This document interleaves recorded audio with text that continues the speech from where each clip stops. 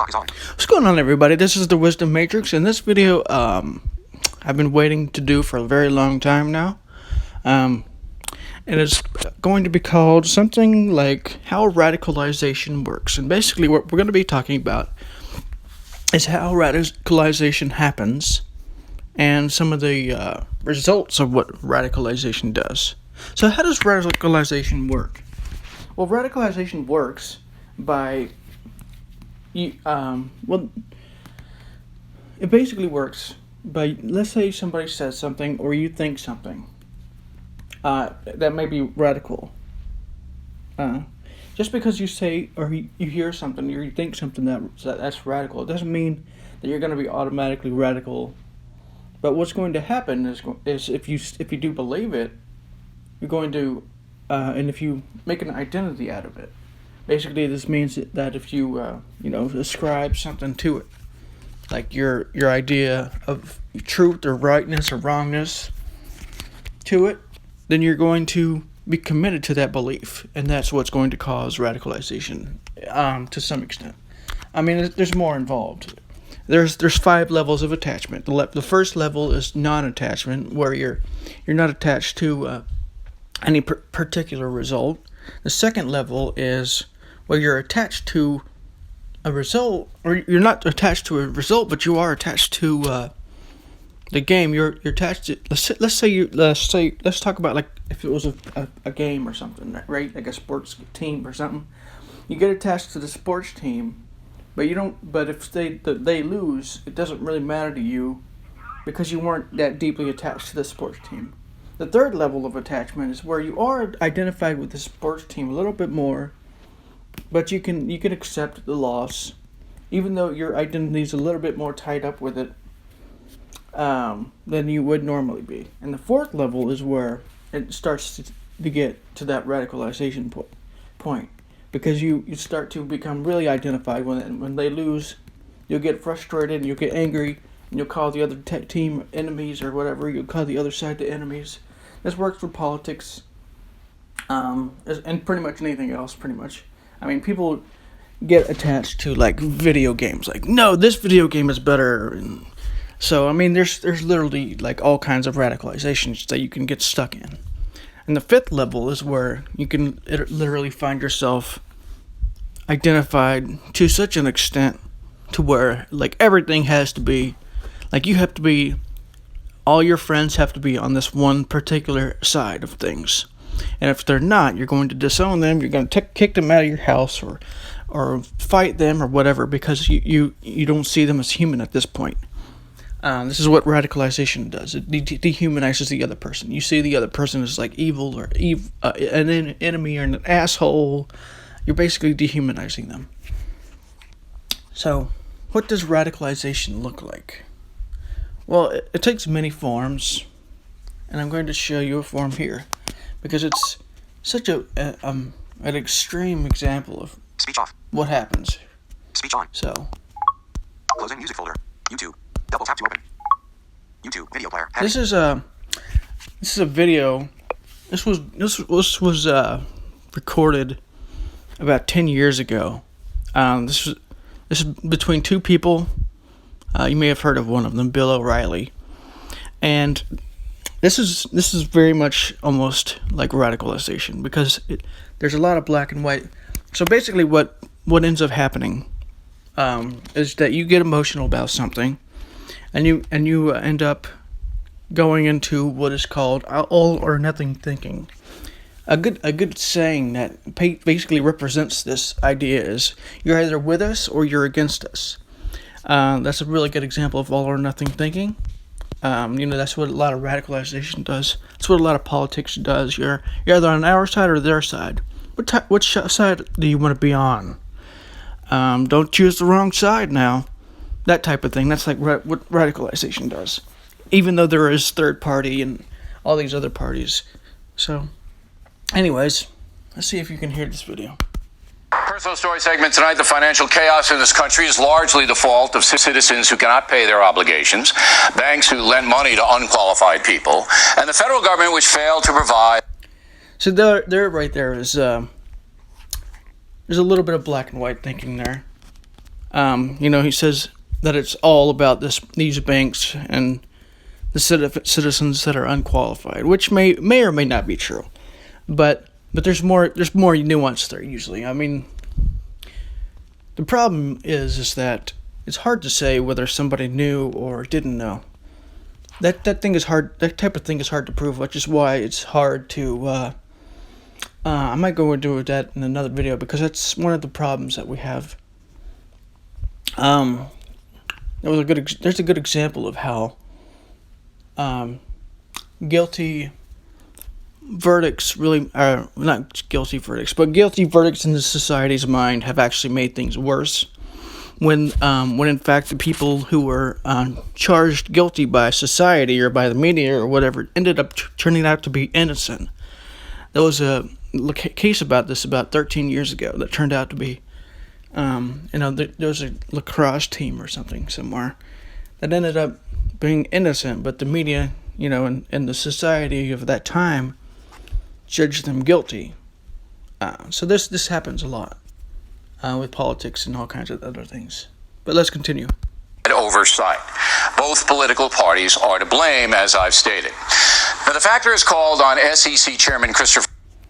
I might go into a video about blame because blaming parties or people may or may not work. It probably doesn't work because what ends up happening is that when you blame the other side, you end up seeing them as less than human, almost. You end up seeing them as, the enemy or whatever. This is part of what radicalization does. You start blaming them, and you put your identity in that identity of blaming them because you see them as wrong or evil or whatever. So here we go. Let's keep listening. For Cox to resign, Senate Banking Committee Chairman Christopher Dodd to quit, and House Finance Chief Barney Frank to step down from his position. That's because for the past 2 years, Frank and his committee oversaw Fannie Mae and Freddie Mac. By the way, I'm not saying that one side of this particular argument or any argument is right or wrong here. I'm just pointing out how radicalization works and the results of radicalization. This is kind of the result here in some ways. So here we go. Let's keep listening. Government-sponsored lending agencies, which pretty much are bankrupt. Congressman Frank was asked about Freddie and Fannie on July 14th, 2008.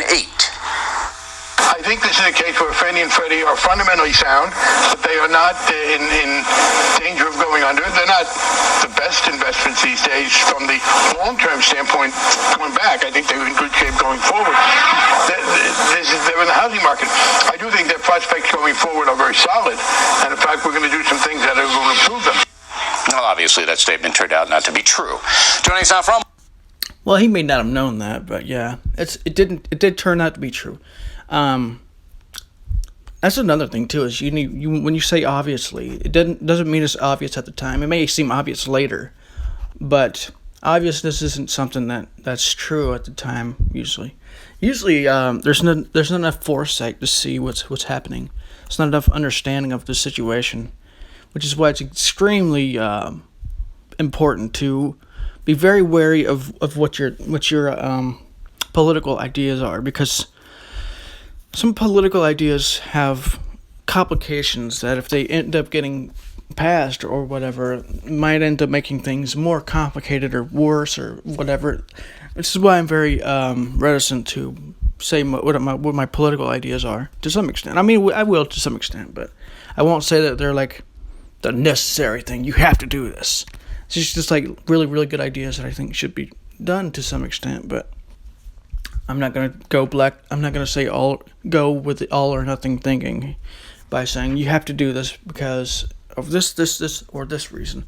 That would be me putting an identity onto this particular belief. So here we go. Let's keep listening. Washington is Congressman Frank, and we appreciate you coming in, being a stand-up guy, but shouldn't everybody in the country be angry with you right now? I believe that's also black and white thinking. No, you've misrepresented this consistently. I became chairman of the committee on January 31st, 2007. Less than 2 months later, I did what the Republicans hadn't been able to do in 12 years. get through the committee a very tough regulatory bill, and it passed the House in May. I've always felt two things about Fannie Mae and Freddie Mac: that they had an important role to play, but that the regulation should be improved. Now, from 1995 to 2006, when the Republicans controlled Congress and we were in the minority, we couldn't get that done. Should be improved. Could almost be. I mean, it's not quite there, but almost. I don't know. We can go into that later, maybe, but we'll see. Although in 2005, Mike Oxley of Sarbanes-Oxley fame, a pretty tough guy on regulation, did try to put a bill through to regulate Fannie Mae. I worked with him on it. As he told the Financial Times, he thought ideological rigidity in the Bush administration stopped that. But the basic point is that the first time I had any real authority over this was January of 2007, and within 2 months we had passed the bill that regulated it. And that's finally, true. All of that and then also, one other point, the Senate was dragging its feet, as often happens, and in January of 2008, I asked Secretary Paulson to put in the stimulus bill. So the earliest chance I got to put tough regulation to Fannie Mae and Freddie Mac, we did it. All right, that's swell, but you still went out in July and said everything was great, and off that, a lot of people bought stock. And He didn't exactly say everything was great. He said that it wasn't the greatest investment at the time. This is an oversimplification. This is something I've seen in politics as well. Basically, this is when somebody oversimplifies what somebody says. They may not do this intentionally, by the way. This is probably mostly unintentional, because what ends up happening is that when you become radicalized, and I can attest to this personally, but when you become radicalized, when you become emotional about something, you don't think of things in nuance. You think of things as this or that or whatever. You know, this guy is just an asshole. You're with us or against us. There's no in between when it comes to when you have strong emotions about things. That's what really causes a lot of radicalization. So here we go. Let's keep listening. lost everything they had. Oh, no. And yes, I said it wasn't yes. And so here we go. This is when it starts, because tensions get heated.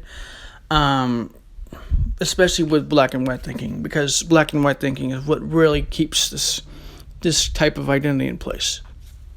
Don't give me any of that. We just heard the words. What are you? That you didn't say that? You want me to play it again for you? You didn't listen to it. No. So, I think he's trying to make him seem like he's dumber than he is. I believe this could be what happens when emotions, like I said, this is what happens when emotions get in the way. You really don't have, there's no real logic or anything there.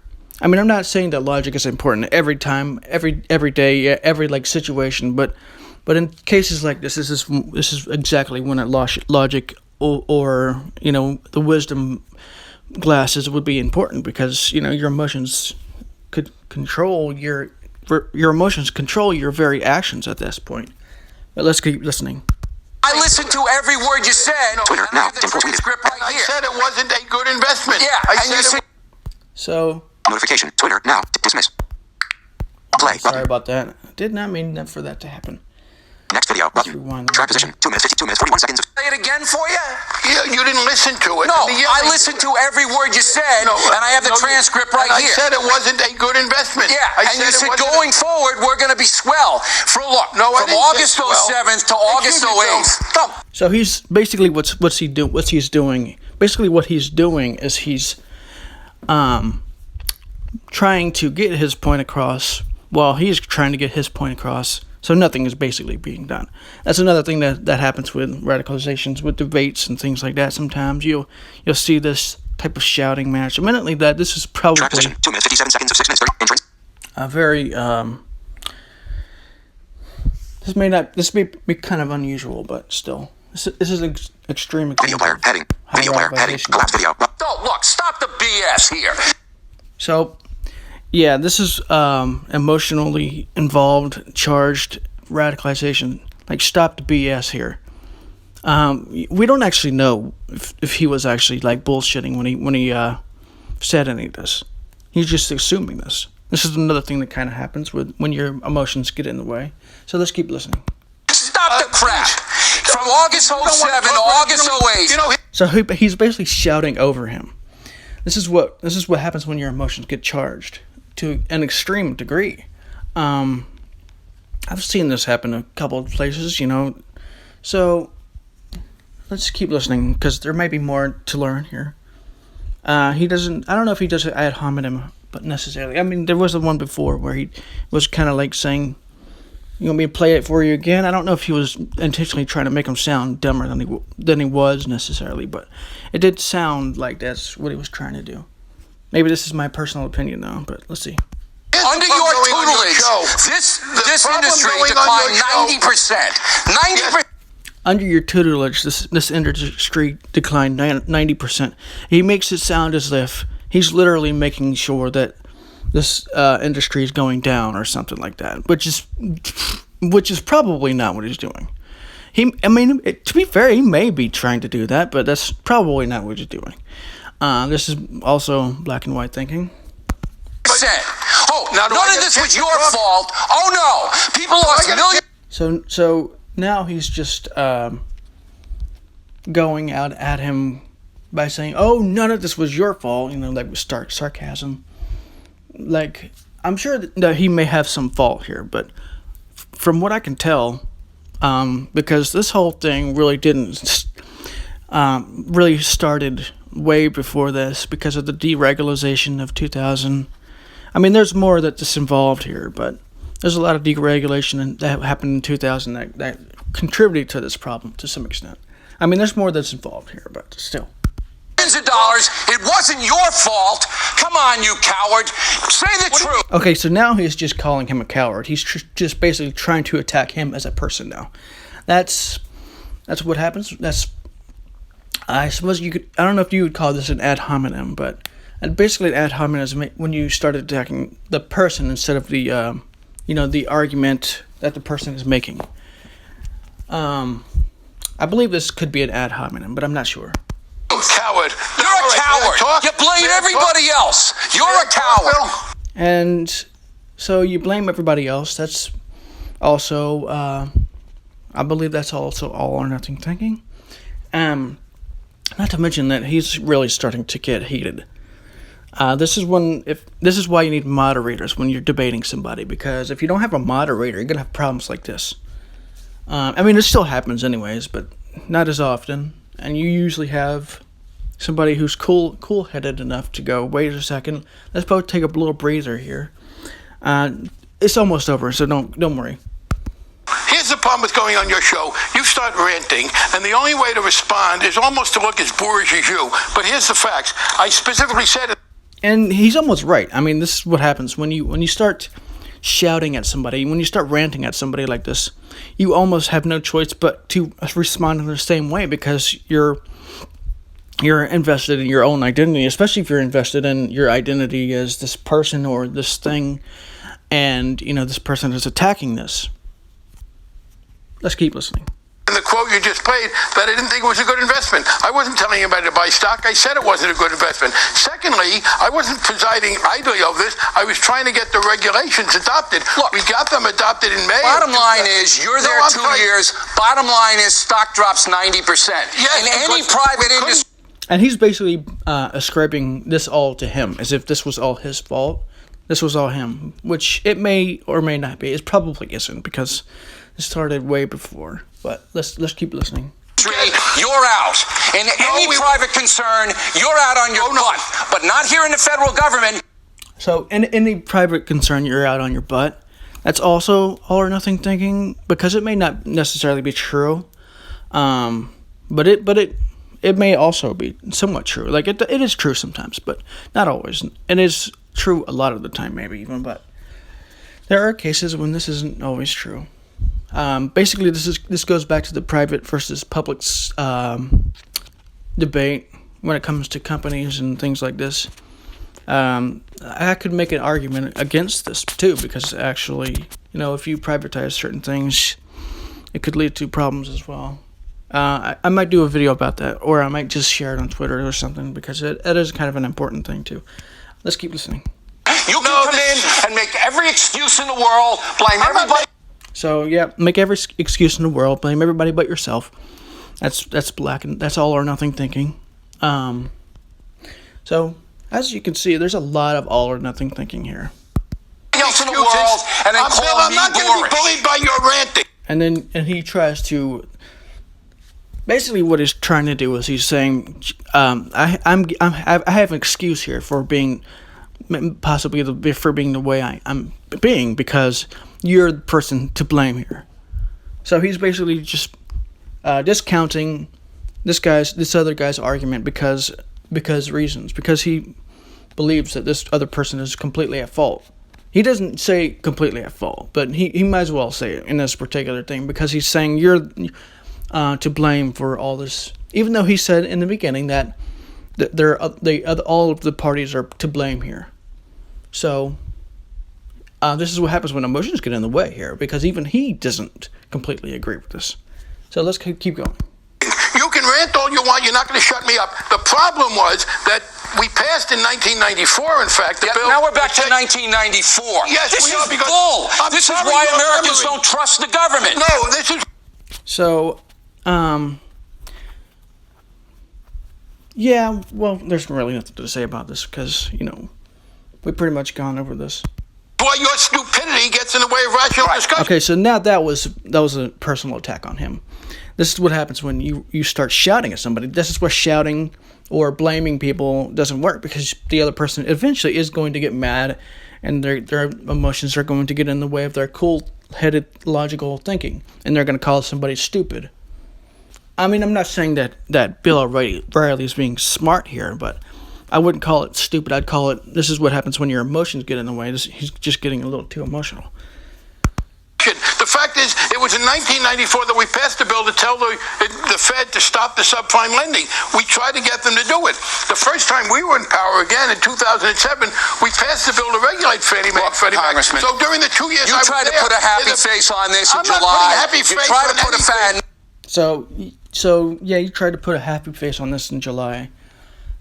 Basically, he's trying to say that he's trying to put a happy face on this because he knew it was going to crash.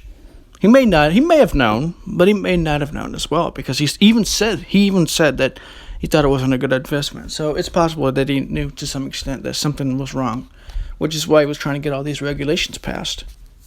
Now you won't No, take the, look, in at least July, Cox I is said- man enough. I said at it- least oh, Cox don't is give me man this. enough. So now he's personally attacking him again. At least somebody is more man enough than you are to do this thing, which is exactly the wrong thing to say in this particular instance. I would have been like, take a deep breath, calm down. This is not something to go to war over. They're basically going to verbal war now. To say he screwed up. Bill, You're not. It's manly. So yeah, he's man enough to admit that the city screwed up. You're not. Because he wasn't at fault. He wasn't in there until 2007. You even said this yourself. He wasn't there for all of this. This whole thing started way before 2007. There's a lot to go over with that. I could literally make a video about that. That could take hours to talk about, but I won't do that because it's too complicated. This stuff is very unbecoming from you. I don't see any of your Cox is toughness. man enough But to say he you're screwed tough- up. You think You're not. You think toughness is yelling and ranting and trying to bully, and it's not going to work with me. The fact is, in the very quote you played, I said it's not. So yeah, there's more that I could talk about, but I think you got the picture pretty much. Not a good Let's keep investment. listening. I tried to get the You regulations said adopted. going I said forward it's is going to be swell, and But people no, I under didn't say that bought swell. stock in that. Thought it was a didn't good say investment. swell. No, He said it was a bad investment, though. He's ignoring this. He's discounting it or just forgetting about it. This is what happens when emotions get in the way. It's unfortunate because it's happening a lot more than a little bit lately, but let's keep listening. said, in fact, in that quote that you played and didn't listen to because you're busy ranting, that it's not a good investment. I said that at the time. I did think we were going to improve things going forward. Yes, we had some All right, things. you want to that hear? were gonna Let me read you your improve it. quote here, okay? Okay? I do think the prospects going forward are very solid. You left In out fact, the we're part gonna- about not being Now, a good investment. people bought You stock are when you said distorting that. Bill, you're lying. So it is possible that he said it was subtle, that people thought this meant it was good, but he also said it wasn't a good investment. He's ignoring this part. There really is no point, but let's keep listening because there's really not a whole lot left, I don't think. This is what you about the said. part- Not what lying. about I the part played where it and I read it. What about the where I said it wasn't a good investment. You said it's not the investment right now, but going forward, this is going to be solid. Right, and that means you don't buy it right now. I didn't say solid, I didn't say swell. You distort consistently, and you think ranting and raving. You don't want to talk about 1994, like no history is relevant. The fact is that you had a problem with an administration conservative, so to the point I know. where It's they all the wouldn't regulate. conservatives, it's all the Republicans, and not... So there's all or nothing thinking right there again. That's all the conservatives' fault. I mean, he's being sarcastic, but that's what he's trying to do. He's saying that it's all the conservatives' fault, and not, this is also, it's kind of like what happens when emotions, they control your very actions. They control your words. You, none on you. That's a joke. You won't have a rational discussion. That's a joke. The joke was thinking I could have a rational discussion with you. The joke is both parties are at fault. So, I mean, at least he admits both parties are at fault, but he's seemingly blaming him for most of it, which I don't think is fair, because, I mean, he wasn't there until 2007. But let's keep listening. As I stated, but one guy, Cox, says, yeah, I screwed up. And to be fair, this isn't necessarily Bill O'Reilly's fault for doing this, because what ends up happening is that your mind does not like uncertainty. It likes things to be certain. This is why radicalization is created, because your mind likes things to be certain, because if it's not certain, it doesn't know what to do. It wants to survive. It wants your identity to survive or whatever. So it creates this illusion of certainty when there's no actual certainty there. I mean, I could literally make a video about that. That could take hours to explain the nuances of that particular problem too, but I won't do that because that's boring. But and one guy, Frank, says it's everybody else's fault. No, I didn't say it was. He didn't say that. Nobody. I don't think he ever said that. Not on this particular. So that's all or nothing thinking again, and that's just. That's what happens when your emotions get in the way. You're starting to distort facts. Everybody else's fault. Your you fault. are the most. You don't. Now he's saying it's your fault. It's this is the problem with blaming people. You start seeing them as the enemy, or you start seeing them as the problem, and then you start doing this. Don't listen at all, or maybe you're listening and you're too dumb to understand. I am the too fact dumb, is Thomas. that So that is a personal attack. I don't agree with him doing that either. So I don't blame him for doing this, because I understand why he's doing this. This is what happens when emotions get too heated. Somebody needs to be moderating this debate, saying, "Wait a second, you both need to calm down right now." This is why they give you the 90 seconds to respond thing, because this gives people enough time, usually, hopefully, to respond rationally and calmly. yes, No, you hit it. No, 2007. I'm too dumb. You're the brilliant guy. 2007. You're No, the I'm not brilliant guy. So yeah, I don't really think there is any point to go on unless you want to keep listening, I guess.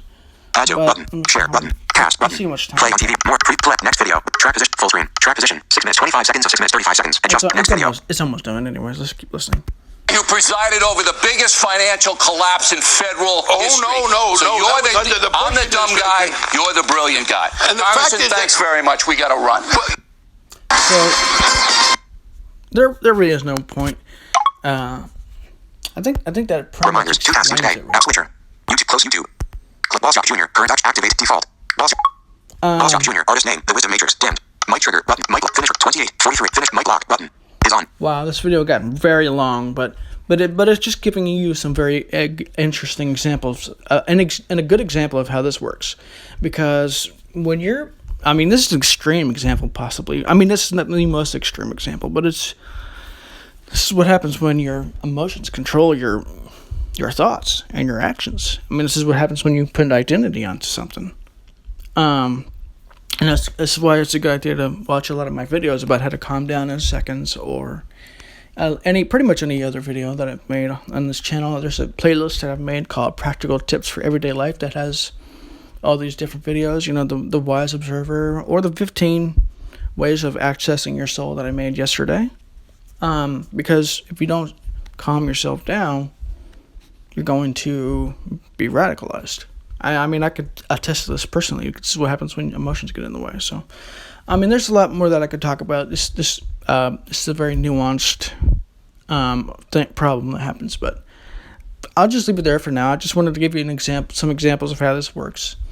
This is the Wisdom Matrix, and I'll see you in the next video. Sorry about it being so long, but anyways, I'll see you on the next video. Mic lock.